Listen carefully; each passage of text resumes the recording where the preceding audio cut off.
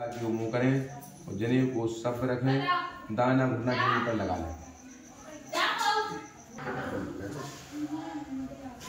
उसमें जल डालो। अब इस पात्र में जल डालें, जिसमें आपको जल देना है। जल के लिए भी है कि जल के लिए जल पात्र जो होना चाहिए। यदि घर पर कर रहे हैं या नदी या तालाब पर कर रहे हैं तो वहाँ पर कोई पात्र की जरूरत नहीं। लेकिन यदि अपने घर पर करते हैं तो उसके लिए सबसे प्रथम तो सोने का पात्र शुभ है, नहीं तो चांदी का या तांबे का या कांसे का बर्तन में शुरू होना चाहिए। स्टील कोशिश भर करें कि स्टील का पात्र अर्घ्य पात्र ना हो गए। ओम ब्रह्मास्त्रतां तर्पयामि, ओम विष्णुस्त्रतां तर्पयामि, ओम रुद्रास्त्रतां तर्पयामि, ओम प्रजापतिस्त्रतां तर्पयामि, ओम देव्यास्त्रतां तर्पयामि, ओम छन्नास्त्रतां देव्यास्त्रतां ओम ऋष्यास्त्रतां ओम पुराणास्त्रतां गंधर्वास्त्रतां इतरास्त्रतां तमस्त्रास्त्रतां महा देव्यास्त्रतां महा ओम अप्सरास्त्रतां महा ओम देवास्त्रतां महा ओम नागास्त्रतां महा। हाँ, फिर से जल ऐसे भरो, ऐसे छोड़ दो। ओम मर्जिस्त्रतां महा, ये ऋषियों की तर्पण है, इसी में ओम मर्जिस्त्रतां महा, अत्रिस्त्रतां महा, अंगरास्त्रतां महा, कुलहास्त्रतां महा, उत्तर दिशा में ये कोई ना उत्तर। हाँ, अब उत्तर दिशा में अर्घ्य पात्र जल पात्र रख करके और जनेऊ को कंठी की तरह कर लें। जनेऊ को कंठी की तरह करने के बाद में गमछे को भी कंठी की तरह कर लें और सीधे बैठ जावें। सीधे बैठकर घुटना जमीन पर न लगा। महा ओम शानंदस्त्रतां महा, धर्मादास्त्रतां महा, कपिलास्त्रतां महा, असुरास्त्रतां महा, मरुणस्त्रतां महा, पंचाशीस्त्रतां महा। हाँ, बस होगा। तो पितरों के लिए पितरों की दिशा है दक्षिण, लगाइए। दक्षिण दिशा में अर्घ्य पात्र को रखें और दिशा में अर्घ्य पात्र रखने के बाद में यह देव तीर्थ है और यह पितृ तीर्थ है। तो पितरों को जल जो भी सामग्री देते हैं तो उसको ऐसे लेकर के और उसको अंगूठे और तर्जनी के बीच से तर्पयामि करना चाहिए। तो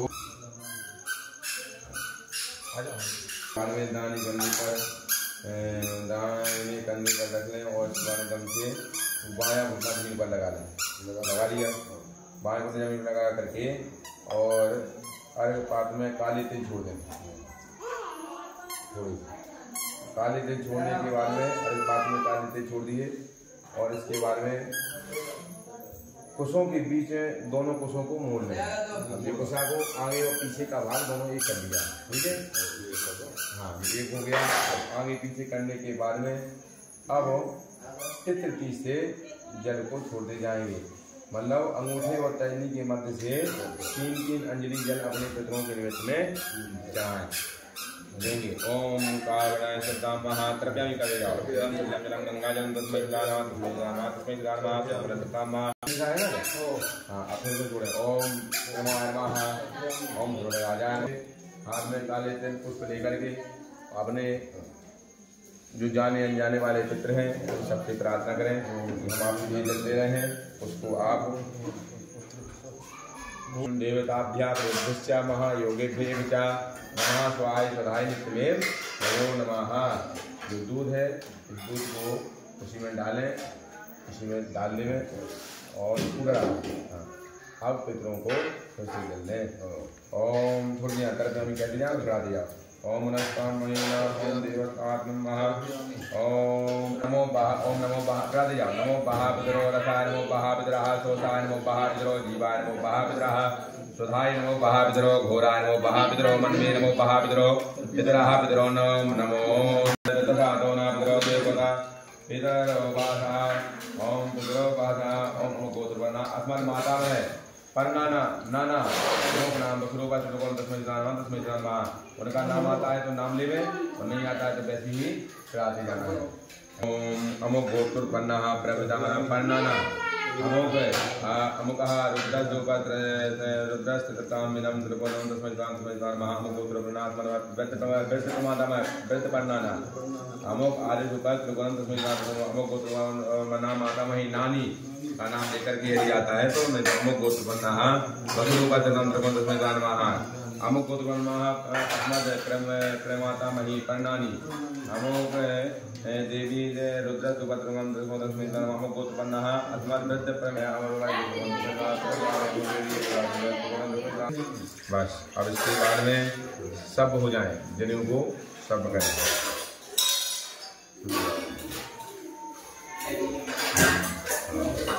सब हो करके पूरा दिशा की मुँह कर लें, पात्र को रखना गिराएंगे।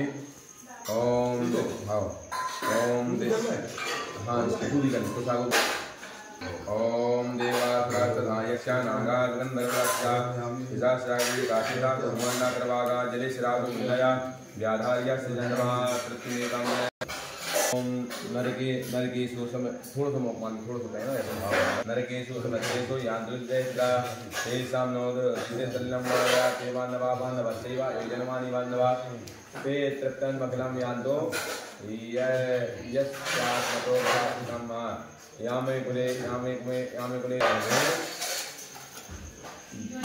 तिल को लेकर के तथा को रखा बस पूर्ण विधि होती है। तो कपड़े को जो जल गया है थोड़ी पर आप उसका कर लो नीचे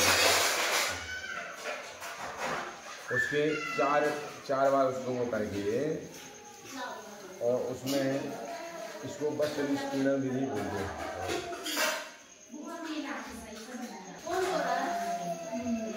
ये रख करके और अपने इसको निचोड़ना पड़ता है तो इसको अपन बाएं तरफ ले जाते बाएं तरफ और बार बाएं और पृथ्वी पर निचोड़े यहाँ ये आगे चार में ले जाता अब गोटना मिला देखना रत्न बस निचोड़ो रकम हाँ हो गया। हाँ अब कृष्ण पीछे के साथ ही भीष्म का तर्पण करें।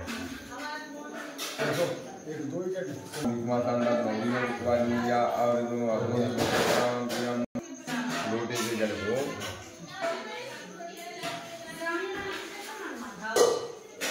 जल से अर्घ देना शुभ भगवान। ओम सूर्यसहस्रांशो तेजोराशि जगत्रे अनेकाम परम महत्ता ग्रहणार्घम दिवाकरः। पूरा दिशा की ओर सूर्य भगवान को अर्घ देने के बाद में सूर्य भगवान की प्रदक्षिणा करें। खड़े हो जाओ, खड़े होकर के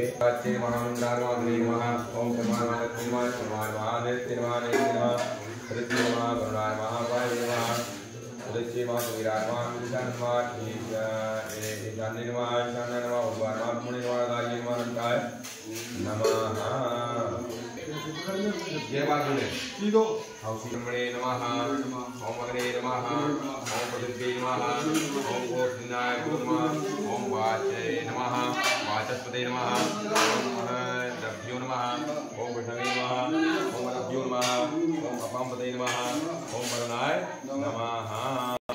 शक्ति कृतेन देव तर्पण ऋषि तर्पण मनुष्य तर्पण पितृ तर्पा हेनो कर्मणः भगवान पितृ।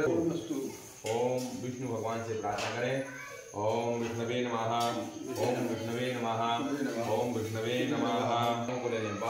सूर्य भगवान के 12 नाम है, उन 12 नामों को तर्पण करने के बाद में पूरा प्रसाद को मुँह करके और फिर उनको सूर्य भगवान को नमस्कार करना चाहिए। भानु नमस्कार सूर्य भगवान को अर्घ दो और उसके बाद नमस्कार नहीं किया तो अर्घ देना विफल।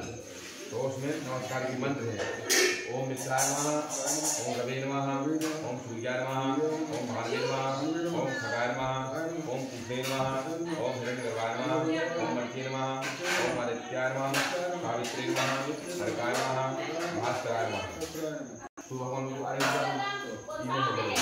जल खोने से लेते हैं अपने दोनों नेत्रों से मस्तक से हृदय से लगा करके चर्चित करना है। ओम अकाल हरणम प्रज्ञानाथम सूर्य पादोदकम एवं जले नमः। बोलो ओम तत्सदिदं कर्म ब्राह्मण प्रणमस्तु। ओम विष्णवे नमः। ओम विष्णवे नमः। ओम विष्णवे नमः। बोलिए पितृदेव। आप सभी ने पितृ तर्पण की विशेष विधि है। कई लोग इस विधि को नहीं जानते हैं और कई ब्राह्मण भी इस विधि को नहीं जानते हैं, जिससे कुछ का कुछ कर देते हैं। उसके लिए यह विधि विशेष है। आप सभी लोग इसको देख कर के भी कर सकते हैं। पात्र बता दिया आपको कि कांसे का पात्र हो गए, पीतल का पात्र हो गए, सोने चांदी का पात्र हो गए, लेकिन आजकल पीतल का ही बहुत है। और सामग्री में आपको दिख रही है कि सामग्री क्या क्या लगती है। कुशा, ये कुशा है जो बस इस कुशा का बस ये है कि जब अपन देवताओं को तर्पण करते हैं पूजा कुशा में, उसको ऐसा खुला होना चाहिए। और जब पितरों को दें तो पितरों के लिए ऐसा होना चाहिए। ऐसे इन दोनों में से आगे वाला भाग और पीछे वाला भाग एक साथ हो गए और फिर तर्पण करने से अपने पितरों को सीधा जल मिल जाता है। उसके बाद में तर्पण के बाद में आकर के कागड़ निकालें, चावल की खीर, पूड़ी, शक्कर जो भी है उसको, लौकी का पत्ता हो, तुरैया का पत्ता हो, उस पर रख करके उसको निकाल करके और फिर इसके बाद में अपन स्वयं को भोजन करना चाहिए। जो कोई पितृपक्ष में ऐसा करता है उसके पूर्वज प्रसन्न होते हैं, और यदि वो रुष्ट हो गए तो किसी के यहाँ वंश की वृद्धि नहीं होती है और वंश में रुकावट होती है। कई तरह की अड़चनें आती हैं, कई काम रुक जाते हैं, कई बीमारियां घेरती हैं।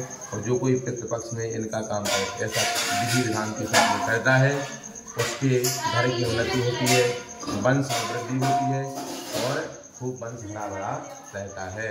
इसलिए आप सभी लोग करें। और हमने उसमें गया जाने की भी विधि बताई थी कि जो कोई कहते हैं कि गया जाने के बाद में तर्पण नहीं करना चाहिए या जल नहीं लेना चाहिए, तो जल और तर्पण करना भी विशेष है। जरूरी है कि गया जी एक बार नहीं 100 बार भी हुआ फिर भी अपनों को तर्पण जल कागड़ निकालना अनिवार्य है। जितना भी बने, जितने ब्राह्मणों को बने उतना भोजन करवाएं, उनको दान दक्षिणा देकर के उनको प्रसन्न करें, ये करना चाहिए। और गया जी जब ले जाएं अपने पुत्रों को तो उसका भी एक विधान है कि उसमें पहले श्रीमद् भागवत का मूल पाठ अपने पुत्रों को श्रवण करवाएं। जिस भूमि पर अपना जन्म हुआ वहाँ पर यह करने के बाद में और फिर अपने पुत्रों को ले जाकर के सबसे प्रथम इलाहाबाद में पिंड होता है, फिर उसके बाद में मणिकर्णिका घाट बनारस में होता है। फिर गया जी पहुँचने के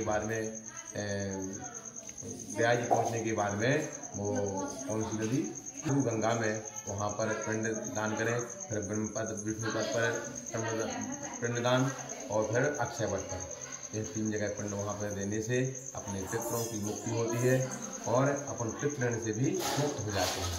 जय श्री सीताराम।